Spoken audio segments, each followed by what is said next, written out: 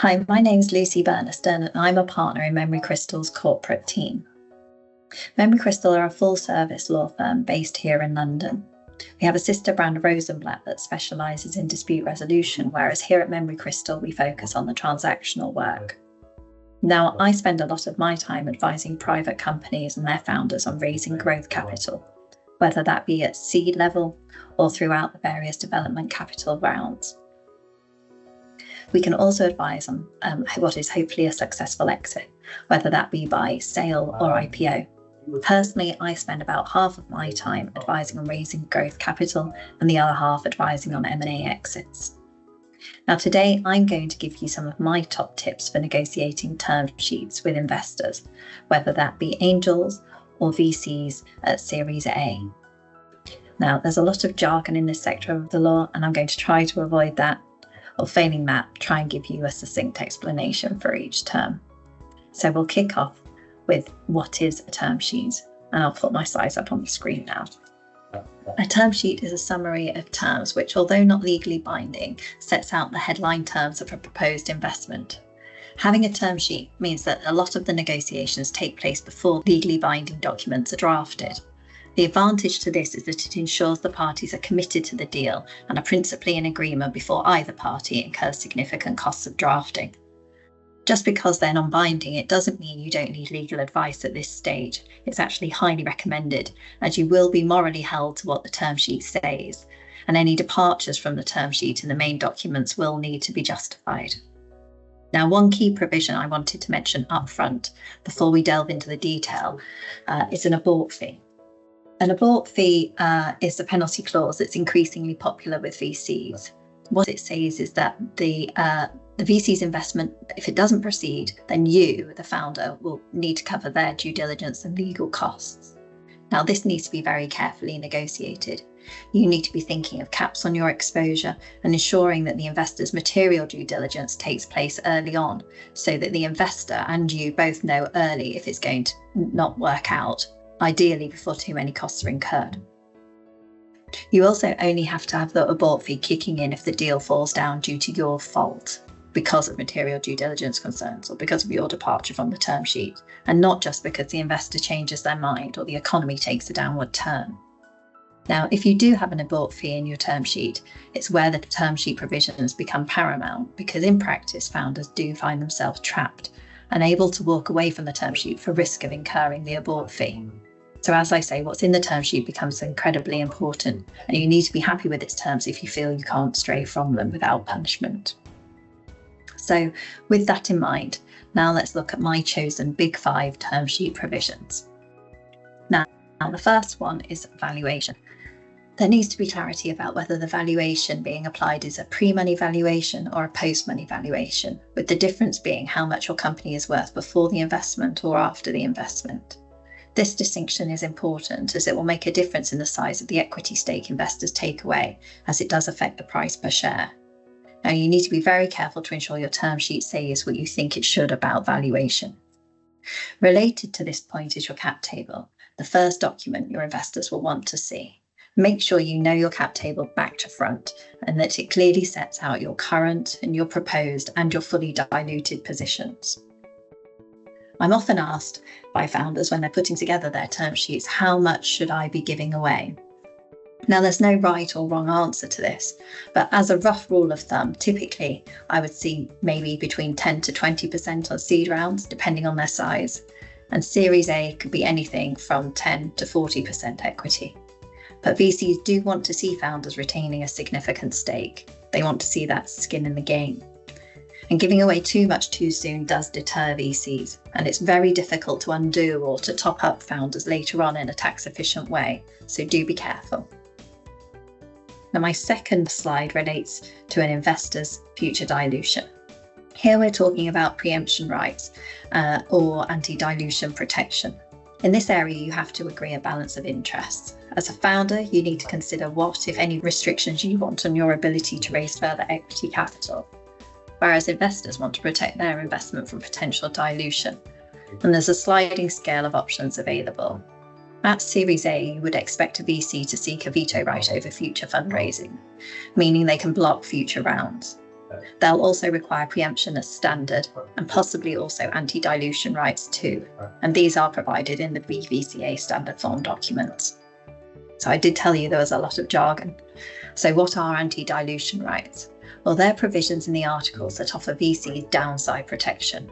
Effectively, if there's a down round, in other words, if the company issues shares in future at a valuation lower than the valuation at which the VC paid, the company agrees to make good the VC by issuing them additional free shares to compensate them for the decrease in value of the company. Now, at the other end of the scale, in early seed rounds, founders need as much freedom as possible, and investors are only likely to ask for preemption rights, no anti-dilution and no vetoes. Now, preemption rights should still be able to be disapplied, ideally by an investor majority or a special resolution. So in other words, without needing unanimous investor consent or being dependent on one investor with a veto to disapply things. You're looking for maximum flexibility at this stage. Now, preemption is very different to anti-dilution rights. What preemption says is that a company can't raise more funds without offering current shareholders a chance to join in and to maintain their existing equity position. Now, if they choose not to participate, they have to allow others to come in instead and take the dilution. In other words, they were given their chance and now they have to suffer the consequences. In pre-VC rounds, preemption alone is often seen as a fair middle ground, but just look out for who needs to disapply it so you're not too restricted. Now, the next point I wanted to talk about on my list is the drag and the tag. I've chosen this because these provisions are a certainty in both Series A documentation and seed rounds. It's essential for a founder to have a drag right from the moment any shares are issued to a third party, and the accepted quid pro quo is to give the minority the tag right. What becomes important in the term sheet is the threshold at which these are set. But let's just take a step back and talk about what is a drag or a tag right. They are both rights that need to be exercised when there's a potential sale of the company. So the drag along says that if a certain percentage of shareholders want to sell the business, then all shareholders can be forced to sell at the agreed price. The willing sellers drag along the run. The typical percentage needed to invoke the drag along can be around 75% of shareholders, 60%, sometimes 50%. It really does depend on your cap table, and you have to study this carefully, thinking about your fully diluted position both now, completion of the round, and after possible future fundraising. You need to future-proof your articles in this way. The important point for founders is this: you don't want to be able for the drag to be exercised without you. Otherwise, you could be forced to sell your company. But you do want to be able, either acting alone or with a small group of friendly shareholders, to be able to force the minorities to sell if you want to. And setting the threshold at the right level to meet both of these objectives is the difficult job.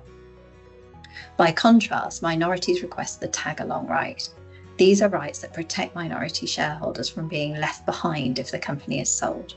So if a majority of shareholders want to sell their shares, the minorities can tag along and force a purchaser to buy their shares for the same price if they wish.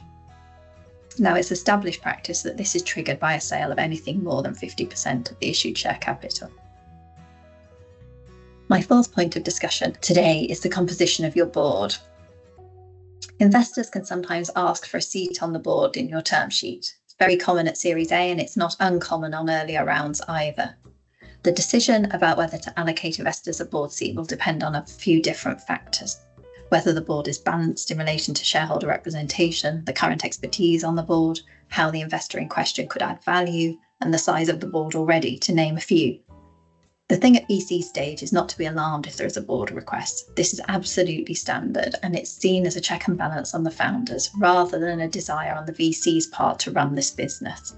It's much more about securing a good information flow for VCs than exercising management control. What's more, the trend seems to be that the VCs don't actually take up the right to sit on the board once it's been negotiated. It's more of a backup just in case it's needed. Instead, VCs will have an observer right as well, and that's what they tend to use. It gives them the information they need without any of the potential liabilities that can be incurred by being a director. Now, an observer is someone who's entitled to attend board meetings and receive board information but has no voting rights. As I say, it can be coupled with a board seat or just granted on its own. And as a rough guide, investors with maybe 5 to 10% often do ask for an observer seat. VCs will also frequently ask you to appoint at least an independent chairman. Again, it's that check and balance on the founders that they're looking for. And always check your articles to see if that chairman is to have a casting vote at board meetings. Where you also need to be cautious about your board is if you're pre-Series A. Investors sometimes try to get a seat on the board in return for an offer of mentorship, and this is often a disproportionate request for a relatively small investment, and it sets a dangerous precedent for future investment rounds. If there are too many directors on the board of an early stage company, it can prevent the company from making decisions. The board becomes unwieldy, particularly if a founder then appoints more friendly directors to outweigh the investor influence. It can obviously dilute the founder's power if there's a large board, but it can also be costly if you're having to pay various directors' fees.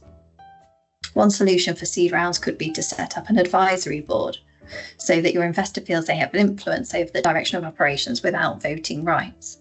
And as a main board, you aren't compelled to follow all the advisory board's recommendations, but in practice, you'd obviously need to be able to justify this to your shareholders if it was a regular occurrence. Lastly, on board members, you might need to entrench your own rights on the board or to appoint a majority of the board for as long as you hold a certain number of shares.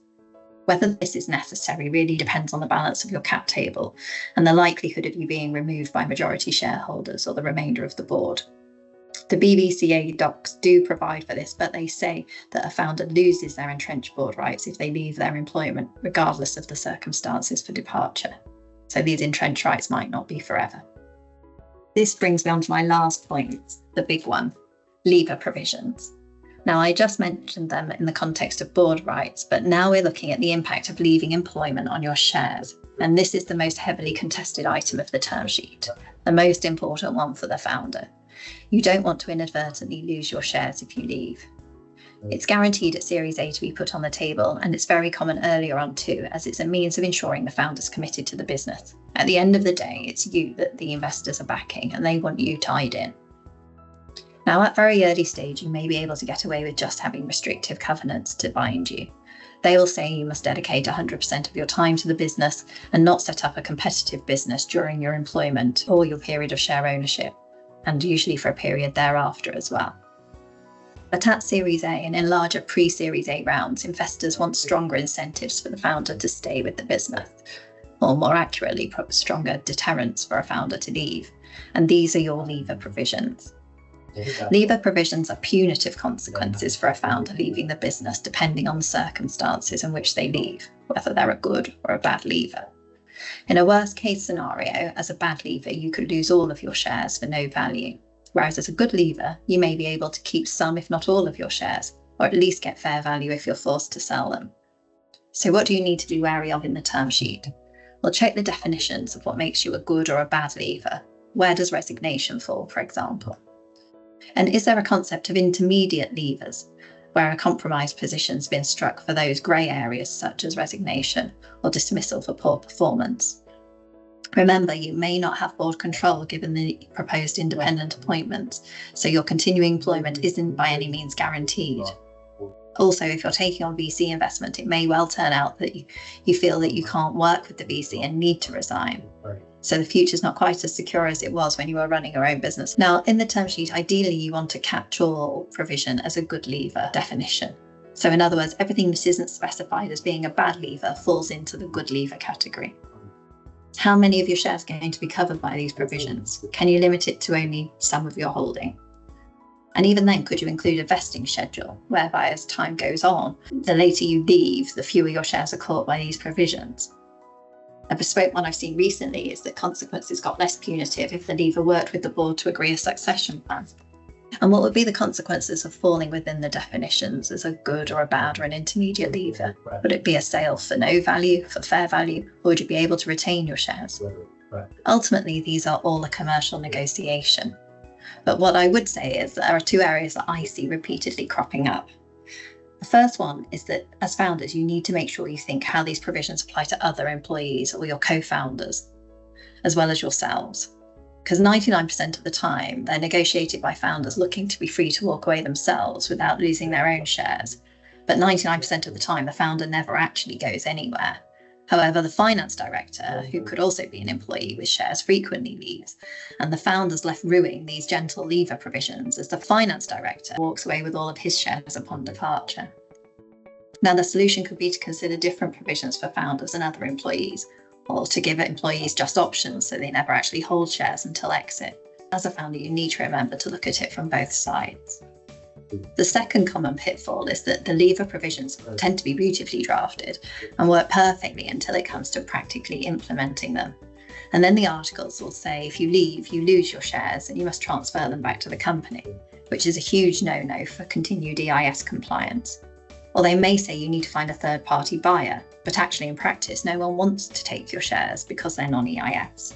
So you need to carefully structure your leaver provisions to meet your EIS requirements. There are solutions out there, but it does take some careful drafting. I think what I'm trying to say, and it's not intended to be a sales pitch, but all the provisions that we've covered today are very complex and there are countless ways for them to be negotiated. And for that reason, it's never too early to get proper legal advice. In fact, the terms sheet stage is the best time to engage somebody to advise you on the legal implications of these provisions, and they can push back as hard as needed on your behalf. Thank you.